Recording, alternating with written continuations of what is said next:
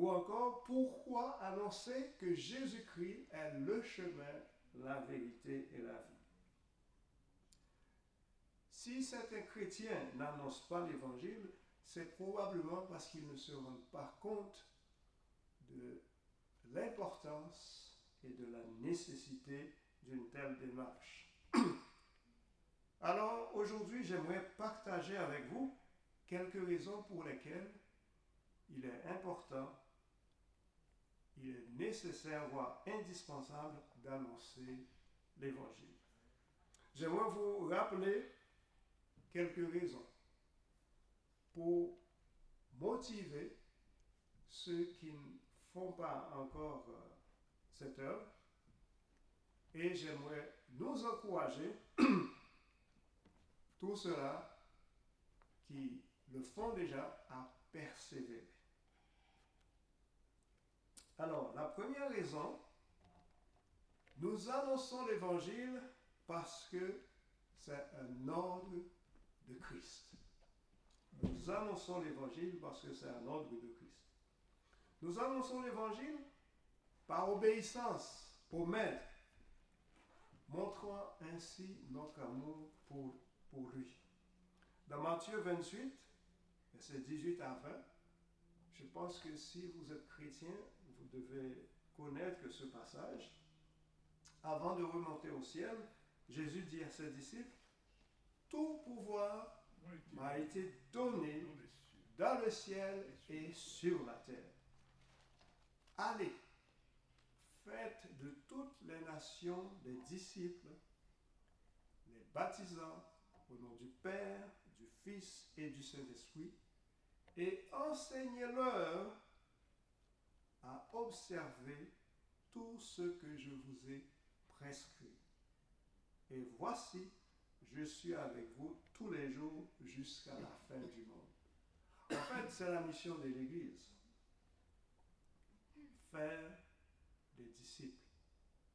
Lorsque nous prêchons, c'est dans le but de faire des disciples. Lorsque nous enseignons, c'est dans le but de faire des disciples.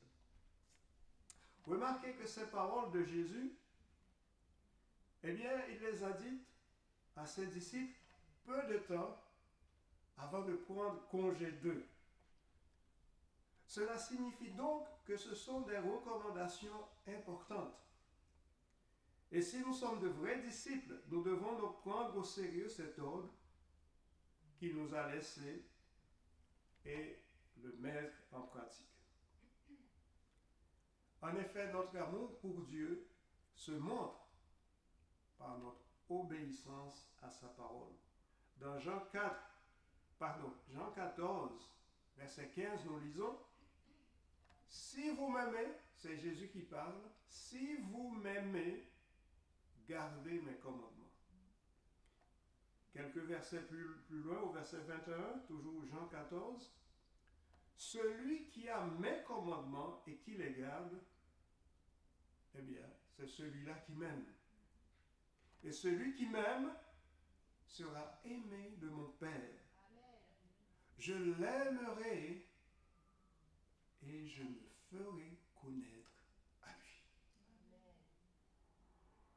Si tu aimes Dieu, Dieu se fera connaître à toi. Versets 23 et 24, toujours Jean 14, Jésus lui répondit, « Si quelqu'un m'aime, il gardera ma parole. » Tu ne peux pas dire que tu aimes Dieu si tu ne gardes pas sa parole.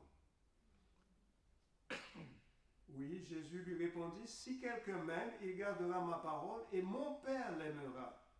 Nous viendrons à lui et nous ferons notre demeure chez lui. Celui qui ne m'aime pas ne garde point mes paroles.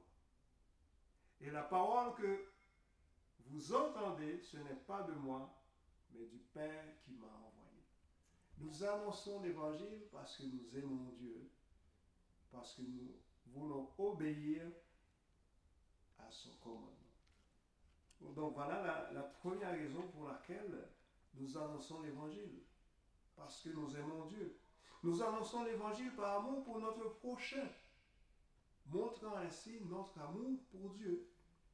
Notre amour pour Dieu se manifeste par notre obéissance à sa parole et aussi par notre amour pour notre prochain. En effet, l'apôtre Jean nous déclare dans sa première épître, 1 Jean 4, verset 20-21, « Si quelqu'un dit « J'aime Dieu » et qu'il haïsse son frère, c'est un menteur. Car celui qui n'aime pas son frère qu'il voit, comment peut-il aimer Dieu qu'il ne voit pas? Et nous avons de lui ce commandement que celui qui aime Dieu aime aussi son frère. Les deux vont de pair, sont inséparables. Et la plus belle façon de manifester notre amour pour notre prochain, c'est de lui annoncer l'évangile. Car l'évangile est un trésor et un élément indispensable à la vie. C'est la vie même, la vie éternelle, la vie en abondance. L'exemple que j'aimerais prendre, c'est l'exemple de l'apôtre Paul. En voyant ses frères et sœurs compatriotes juifs dans la rébellion et la révolte contre Dieu, Paul déclare qu'il aimerait être anathème, maudit, condamné à leur place. Nous lisons ceci dans Romains 9, versets 1 à 5. Paul écrit aux Romains, « Je dis la vérité en Christ, je ne mens point. Ma conscience m'en rend témoignage par le Saint-Esprit. J'éprouve une grande tristesse et j'ai dans le cœur un chagrin continuel. » Non pas un petit chagrin de passage, mais un chagrin continuel. Car, pourquoi ce chagrin? Car je voudrais moi-même être anathème et séparé de Christ pour mes frères, mes parents selon la chair, qui sont israélites, à qui appartiennent l'adoption et la gloire, et les alliances, et la loi, et le culte, et les promesses, et les patriarches, et de qui est issu selon la chair le Christ, qui est au-dessus de toutes choses, Dieu béni éternellement. Amen. Amen. Malgré tous ces privilèges qu'ils ont, ils sont rebelles. Et Paul souffre.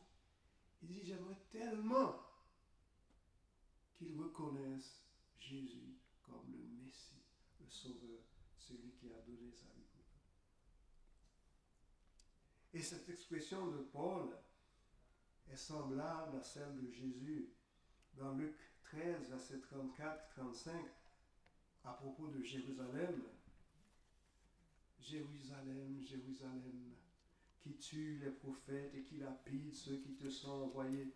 Combien de fois ai-je voulu rassembler tes enfants comme une poule rassemble sa couvée sous ses ailes, et vous ne l'avez pas voulu. Ah, quel déchirement! Et quel amour! Quel amour! Aimer Dieu, c'est lui obéir et aimer aussi son prochain. Nous connaissons tous Jean 3,16.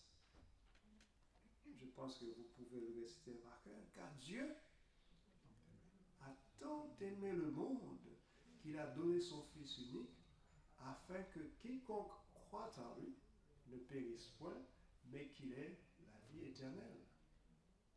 Mais connaissez-vous 1 Jean 3,16? Nous avons connu l'amour en ce qu'il a donné sa vie pour nous. Nous aussi, nous devons donner notre vie pour les frères.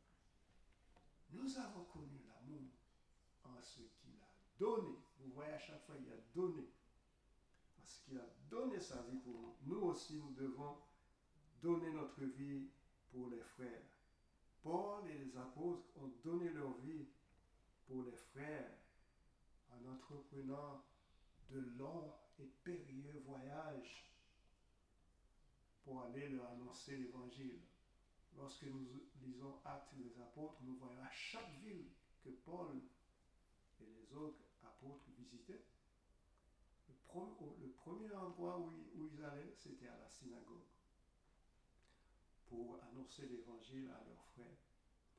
Mais malheureusement, à chaque fois, quand il y avait de l'opposition, ils étaient obligés d'aller annoncer l'évangile aussi aux autres. Et c'est ainsi que l'évangile est arrivé aux païens malgré les apôtres en quelque sorte au tout début. Les apôtres, ils étaient prêts à tout pour la cause de l'évangile.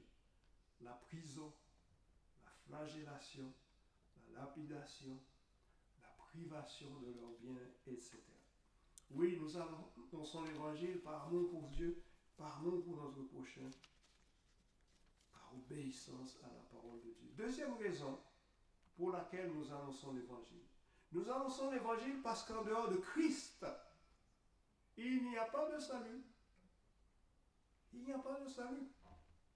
Il n'y a de salut qu'en Christ parce qu'il est l'agneau de Dieu qui ôte le péché du monde. Le problème du monde, c'est le péché. Pourquoi la mort? Pourquoi la maladie? Pourquoi tous ces problèmes que nous voyons dans le monde? C'est à cause du péché. Et il n'y a que Christ qui est l'agneau du monde, qui est l'agneau de Dieu, qui peut ôter le péché du monde. L'apôtre Pierre déclare de manière claire et catégorique dans Actes 4, verset 12, « Il n'y a de salut en aucun autre, car il n'y a sous le ciel aucun autre nom qui ait été donné parmi les hommes par lequel nous devions être sauvés. » Pourquoi? Parce que Jésus est l'agneau qui ôte le péché du monde, comme l'a crié Jean-Baptiste à ses disciples à 2 reprises. Jean 1, verset 28 à 30, nous lisons, « Ces choses se passaient à Béthanie, au-delà du Jourdain, où Jean baptisait. Le lendemain, il vit Jésus venant à lui et il dit, « Voici l'agneau. » Pourquoi l'agneau? Pourquoi l'agneau? Parce que autrefois, mes bien-aimés, chaque semaine, chaque mois, chaque année, on faisait des sacrifices d'animaux. On sacrifiait des agneaux. Mais ces sacrifices-là n'ôtaient pas le péché. Le sang des animaux couvrait le péché. Et le sang des animaux ne pouvait jamais enlever vraiment le péché des hommes. Il fallait qu'un homme meure, et cet homme, c'est Jésus.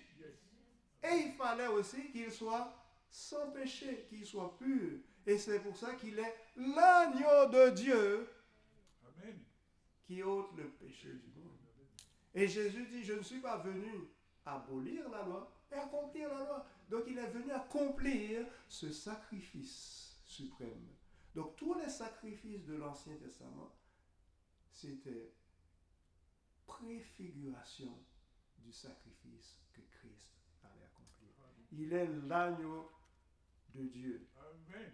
C'est celui dont j'ai dit, après moi vient un homme qui m'a précédé, car il était avant moi.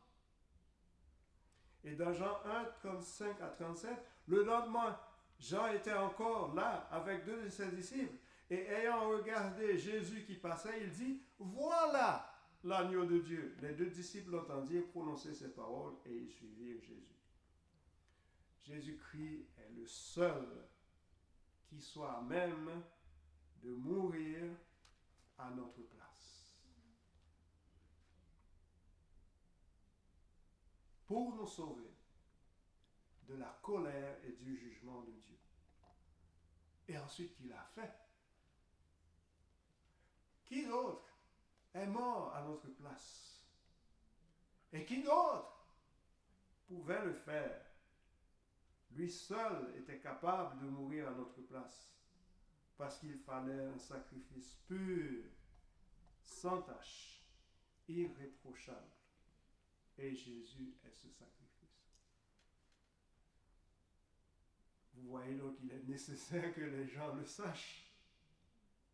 Il n'y a de salut qu'en Christ, parce qu'il est le chemin, la vérité et la vie. bien souvent, ou de temps en temps, je suis invité à prêcher quelque part en Belgique. Et, euh,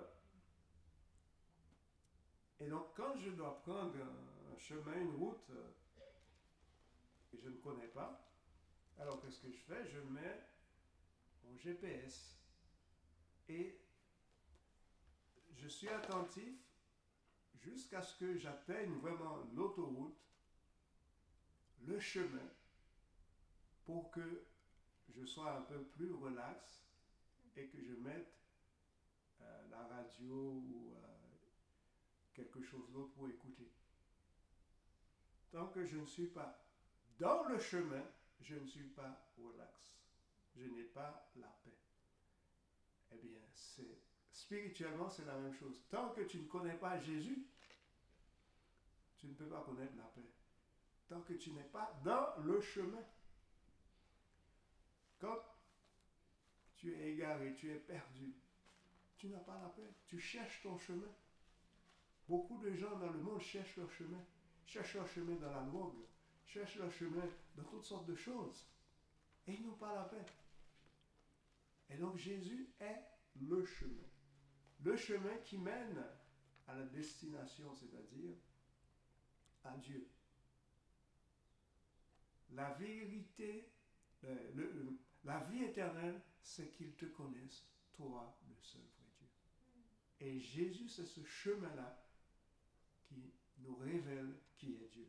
Jésus est le chemin, il est la vérité. Jésus non seulement dit la vérité, mais il est la vérité. Pilate lui dit, qu'est-ce que la vérité? Jésus dit, je suis la vérité. Jésus est la vie. Celui qui a le Christ a la vie. Celui qui n'a pas le Christ n'a pas la vie. Voilà pourquoi, personnellement, je ne peux pas envisager ma vie en dehors de Christ. Je me rappelle qu'en tant qu'adolescent, donc le Seigneur m'a fait grâce de le connaître très tôt, très jeune, et en tant qu'adolescent, j'ai rencontré un frère, et il me disait, quelle chance tu as, mon frère, comme tu es béni de connaître Dieu tout jeune. Et il dit, moi, j'ai connu le Seigneur très tard. Et ce n'est que vraiment maintenant que je commence à vivre réellement. Avant, ce n'était pas la vie. Mais c'est seulement maintenant que je commence à vivre. Bien-aimé, celui qui ne connaît pas Christ vivote, mais ne vit pas vraiment. Ne vous laissez pas tromper par la soi-disant belle vie des gens du monde. Ils ne sont pas heureux. Ils ne sont pas en paix. La preuve, les suicides, les troubles qu'il y a dans le monde. Je t'attaque avant que tu ne m'attaques. Je t'élimine avant que tu ne m'élimines. C'est pour ça qu'il y a tant de guerres dans le monde. Les gens ne sont pas en paix. Les gens ne sont pas satisfaits. Ils n'ont pas la vie. Ils n'ont pas la vie. Paul écrit aux Philippiens, chapitre 1, verset 21, car Christ est ma vie. Christ est ma vie. Tant que Christ n'est pas ta vie, tu n'as pas de vie.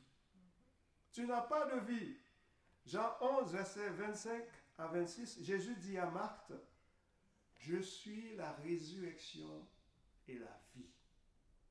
Celui qui croit en moi vivra.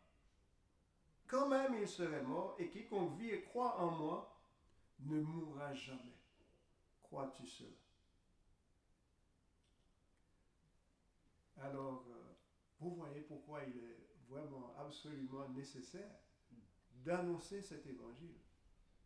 Parce qu'en dehors de Christ, il n'y a pas de salut. Et cela, mes bien-aimés, ce n'est pas de l'orgueil de le dire. Ce n'est pas de la vantardise. Ce n'est pas de la prétention. C'est la vérité. Jésus dit, je suis le chemin, la vérité et la vie. Et il l'a prouvé. Il est mort et il est ressuscité. Qui d'autre est ressuscité? Et qui peut nier cette réalité? Personne. Il y a un gars qui un jour, donc sa femme s'est convertie. C'était un athée, un professeur d'université, un journaliste. Et il était fâché contre sa femme parce que sa femme s'est laissée berner par des gens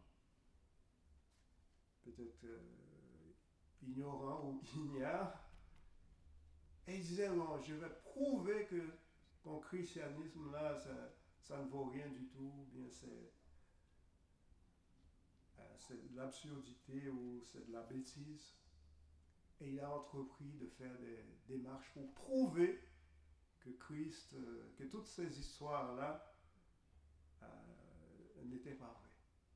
Et il a voyagé, c'était un Américain, il est venu jusqu'en Europe visiter,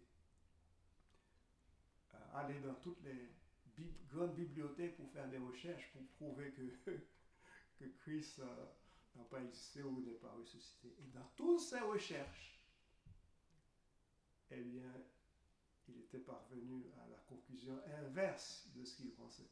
Et il a vu que Christ était réellement ce qu'il disait qu'il était. Et là, il était devant un choix. Qu'est-ce qu'il allait faire? Et finalement, il a capitulé et il est devenu chrétien. Amen. Et il a écrit des tas de livres d'apologétique pour montrer que Christ est vraiment le sauveur du monde. Amen. Alléluia. Troisième raison, nous annonçons l'évangile parce qu'il n'y a personne d'autre pour le faire à notre place.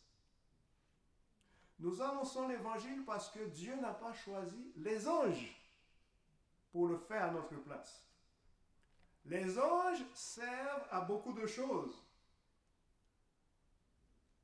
ou dans beaucoup de capacités, comme par exemple louer le Seigneur. La Bible nous dit que les anges louent le Seigneur.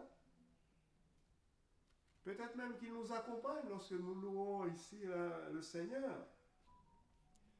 Les anges servent comme des gardiens.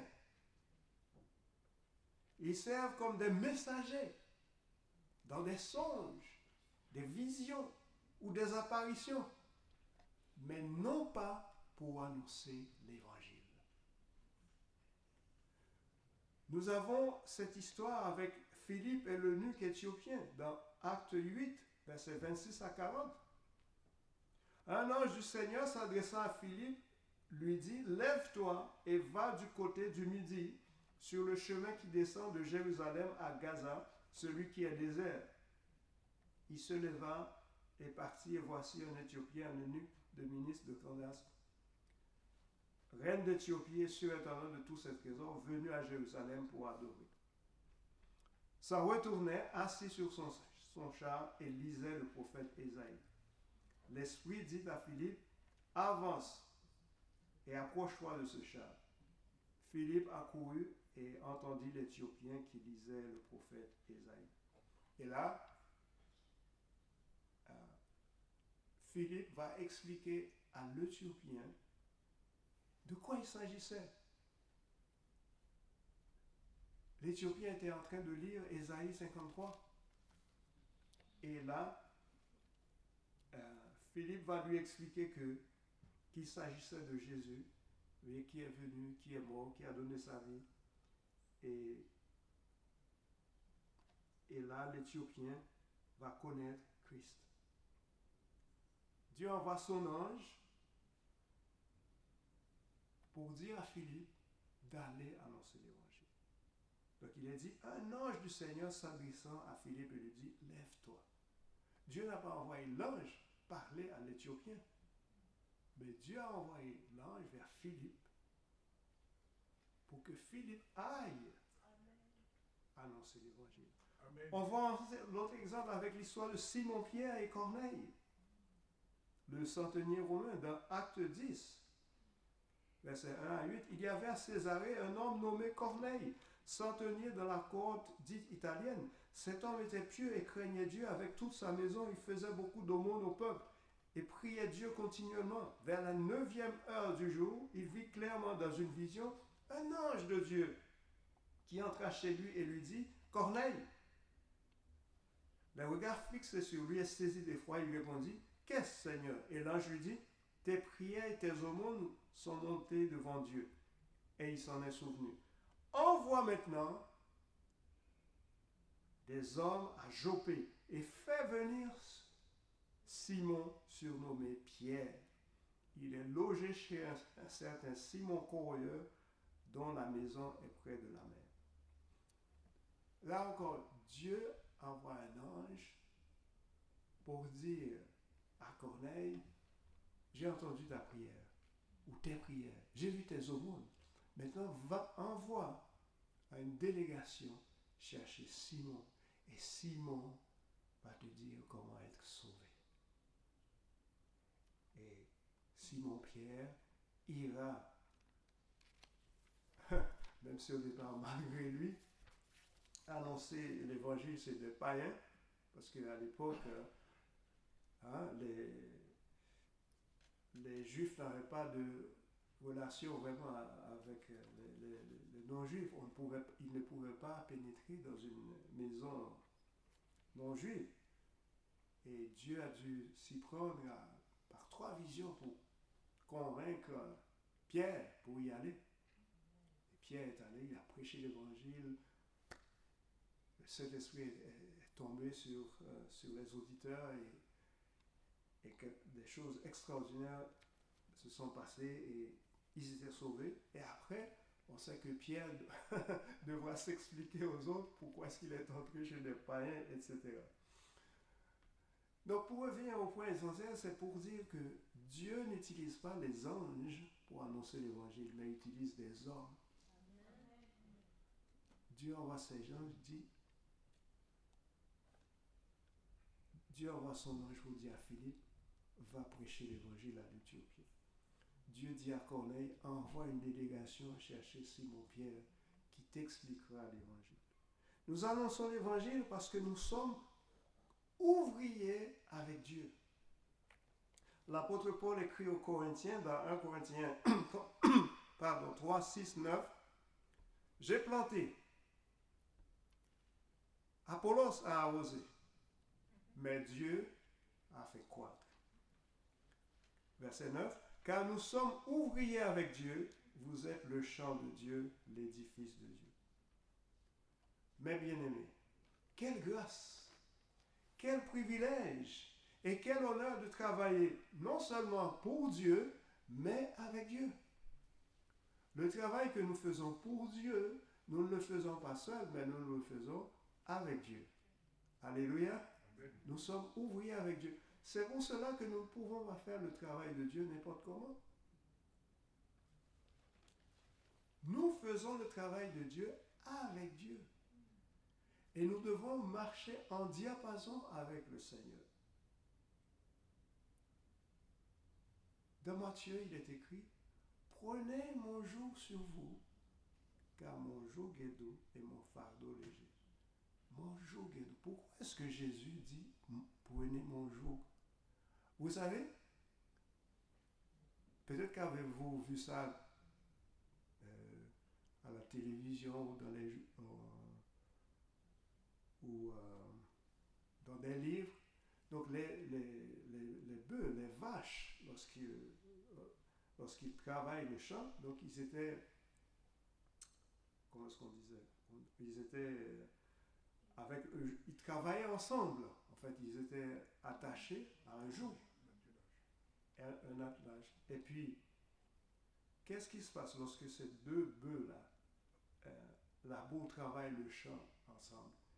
Eh bien, c'est l'aîné, le plus expérimenté, eh bien, qui fait avancer l'autre. Et ils doivent avancer ensemble.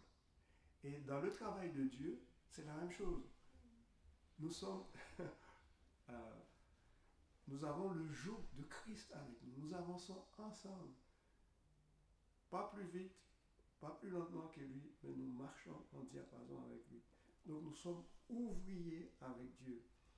Jésus désire tellement travailler avec nous qu'il dit à ses disciples dans Matthieu 21, car le royaume des cieux est semblable à un maître de maison qui sortit dès le matin afin de louer des ouvriers pour sa vigne. Dieu aurait pu se passer de nous, n'est-ce pas? Dieu a-t-il besoin de moi? A-t-il besoin de nous? Non. Mais par amour pour nous, il dit, je vais faire de toi mon collaborateur, ma collaboratrice. Quel privilège. Matthieu 9, verset 37-38, il est écrit, et Jésus exhorte ses disciples, la moisson est grande, mais il y a peu d'ouvriers. Priez donc le maître de la moisson d'envoyer des ouvriers dans sa moisson.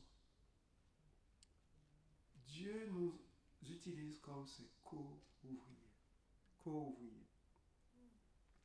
Nous annonçons l'évangile parce que nous nous souvenons d'où nous venons.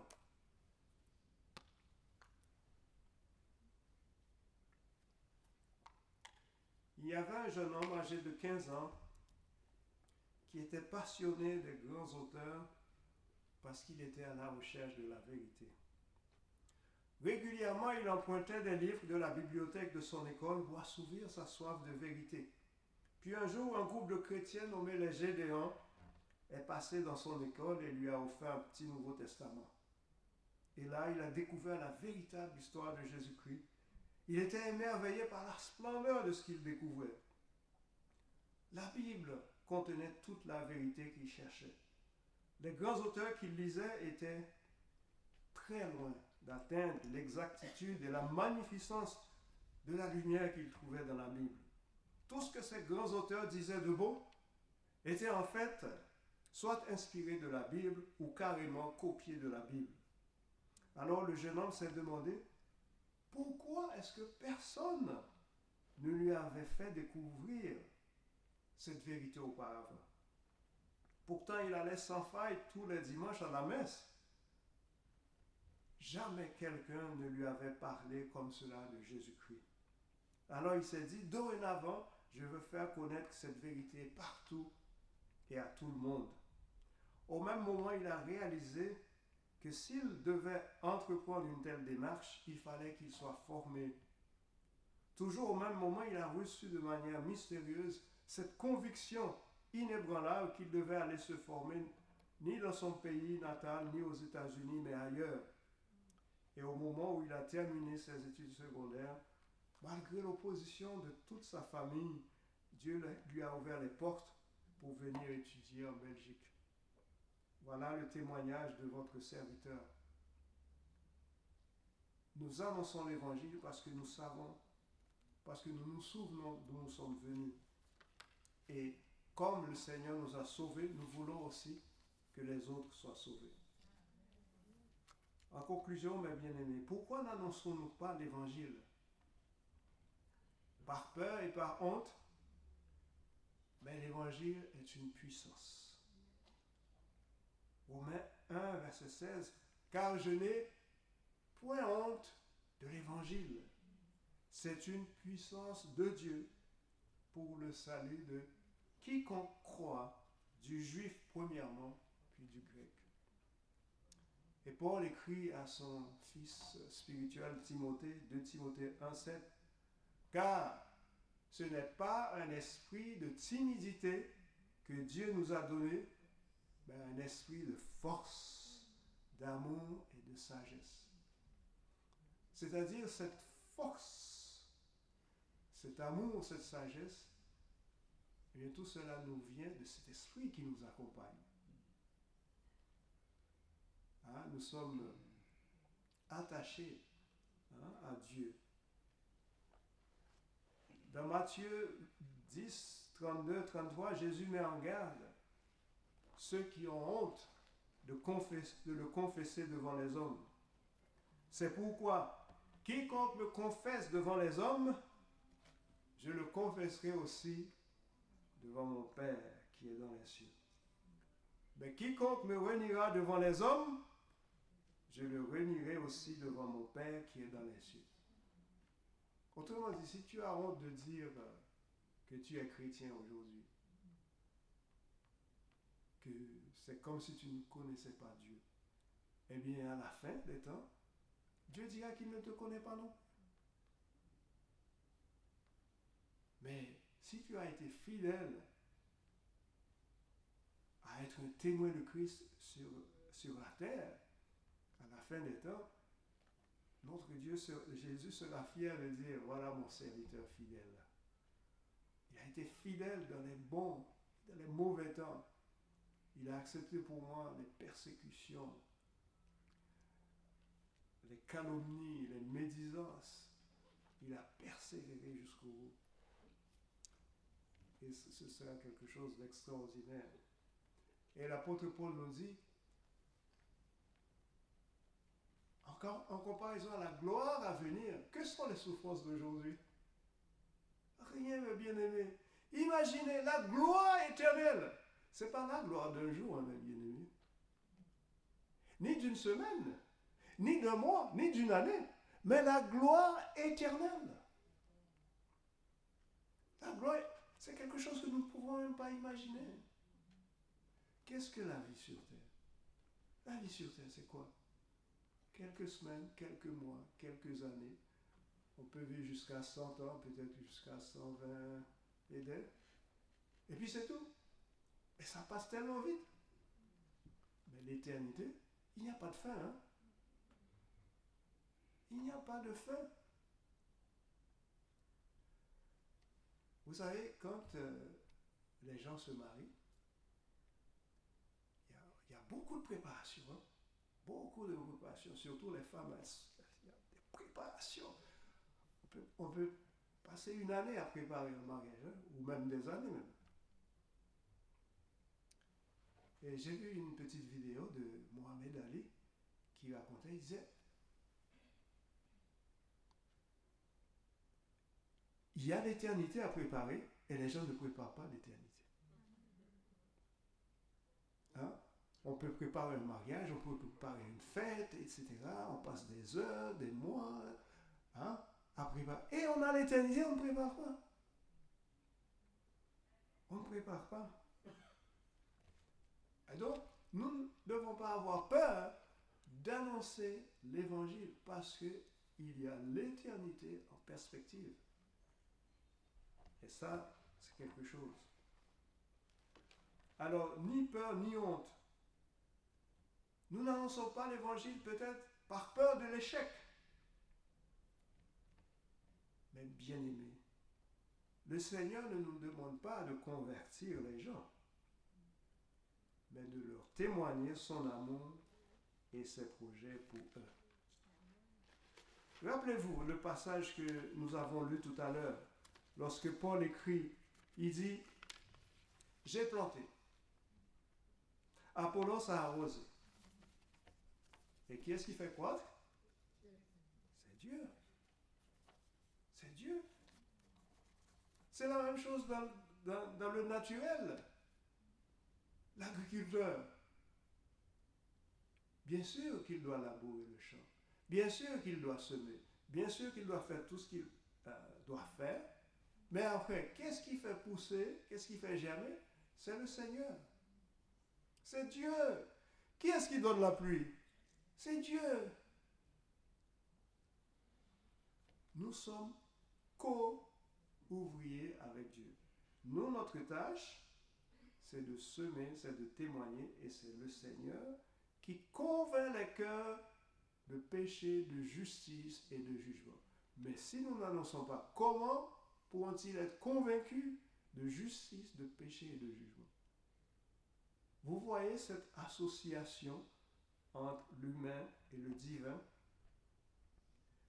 Ce que le Seigneur nous promet, ce n'est pas le succès selon les hommes, mais sa présence continue et une récompense en réponse à notre obéissance et à notre fidélité.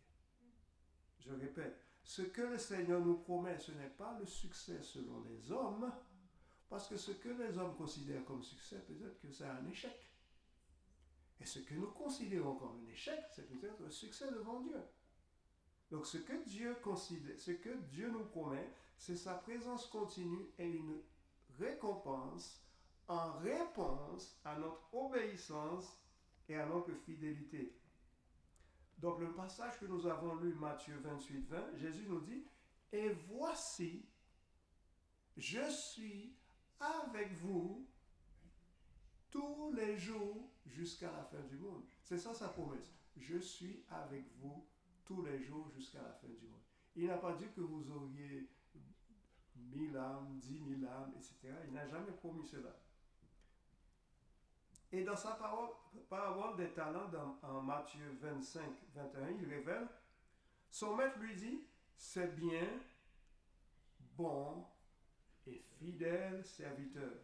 Tu as été fidèle en de grandes choses? Pardon? En peu de choses. » Qui est prêt à faire peu de choses aujourd'hui? Qui est prêt à faire les petits... Je me rappelle, au début de mon ministère, j'ai demandé à un frère de faire une lecture. Il était vexé parce que je lui ai demandé de lire un passage. Lui, il voulait faire de grandes choses. Je voulais faire de grandes choses. Il était vexé. Tu as été fidèle en peu de choses, je te confierai beaucoup. Entre dans la joie de ton maître. Suite à l'annonce de l'évangile, peut-être que nous ne gagnerons pas beaucoup d'âmes. Mais que vaut une seule âme, mes bien-aimés? Que vaut une seule âme? Énormément aux yeux du Seigneur. Écoutons attentivement ce qu'il nous dit dans Luc 15, versets 7 à 17. De même, je vous le dis, il y aura plus de joie dans le ciel pour un seul pécheur qui se repent que pour 99 justes qui n'ont pas besoin de repentance. Ou quelle femme, si elle a 10 drachmes et qu'elle en perd une, n'allume une lampe, ne balaie la maison et ne cherche avec soin jusqu'à ce qu'elle la retrouve. Vous voyez tout le travail pour trouver juste une drachme. Lorsqu'elle l'a retrouvée, elle appelle ses amis et ses voisines et dit, « Réjouissez-vous avec moi, car j'ai retrouvé la drachme que j'avais perdue. » De même, je vous le dis, il y a de la joie devant les anges de Dieu pour 10 000 pécheurs, pour un seul pécheur qui se repent. Notre travail, mes bien-aimés, n'est pas vain. N'est pas en vain. J'ai lu une histoire, il y avait une église qui se plaignait de ce que, pendant une certaine période ou une année, il n'avait baptisé que quelques 9 personnes. Mais qui étaient ces 9 personnes? Parmi ces 9 personnes, il y avait 3 grands missionnaires qui ont gagné des âmes et des âmes pour le Seigneur. Parmi ces 9 personnes, il y avait 3 grands outils que le Seigneur allait utiliser à sa gloire. Enfin, puissions-nous avoir les mêmes sentiments et la même vision que l'apôtre Paul qui écrivait aux chrétiens de Corinthe, dans 1 Corinthiens 9, versets 16 à 23.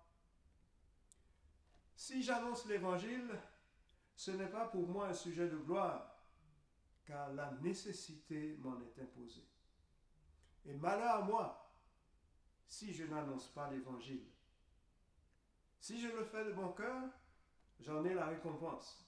Mais si je le fais malgré moi, c'est une charge qui m'est confiée. Quelle est donc ma récompense? C'est d'offrir gratuitement l'évangile que j'annonce, sans user de mon droit de prédicateur de l'évangile. » Paul disait en quelque sorte que ce qui l'intéressait, ce n'était pas le salaire qu'on lui offrait. Verset 19. « Car bien que je sois libre à l'égard de tous, je me suis rendu serviteur de tous, afin de gagner le plus grand nombre. Avec les Juifs, j'ai été comme Juif, afin de gagner les Juifs. Avec ceux qui sont sans loi,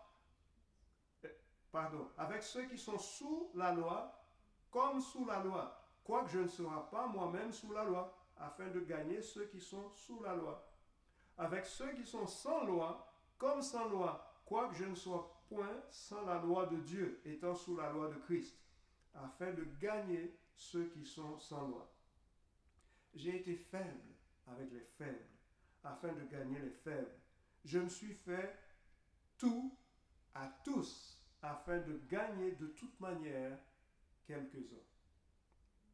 Je fais tout à cause de l'Évangile, afin d'y avoir part. Oui, mes bien-aimés, faisons tout à cause de l'Évangile. Et avec joie. Amen.